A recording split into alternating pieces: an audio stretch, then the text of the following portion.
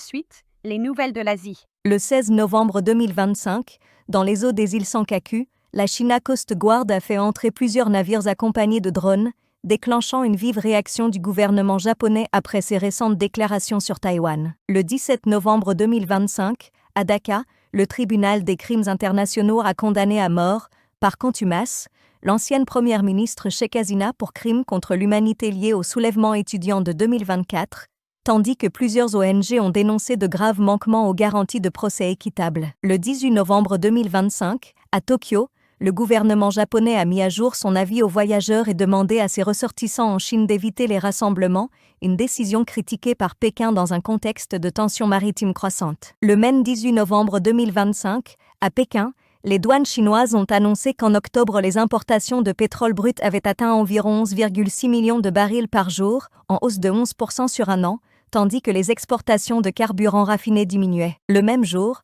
près du récif Second Thomas, en mer de Chine méridionale, les autorités philippines ont signalé un brouillage des communications attribuées à la garde-côte chinoise lors d'un ravitaillement de la garnison du BRP Sierra Madre, dans une zone revendiquée par Pékin. Le 19 novembre 2025, à Pékin, le ministère chinois du Commerce a annoncé la suspension des importations de produits de la mer japonais, en réaction aux déclarations de Tokyo sur Taïwan, une mesure aux effets économiques encore incertains. Le 19 novembre 2025, les gardes-côtes japonais ont confirmé l'entrée de plusieurs navires chinois autour des îles Senkaku, un mouvement observé après de nouvelles tensions diplomatiques entre Tokyo et Pékin. Le 20 novembre 2025, l'Organisation mondiale de la santé a publié un rapport indiquant que plus de 98% des cas mondiaux de choléra depuis 2024 proviennent d'Asie et du Moyen-Orient, soulignant une forte pression sur les systèmes de santé et des campagnes vaccinales insuffisantes. Le 21 novembre 2025, à New Delhi, le gouvernement de Narendra Modi a défendu ses nouveaux labour codes devant la Cour suprême,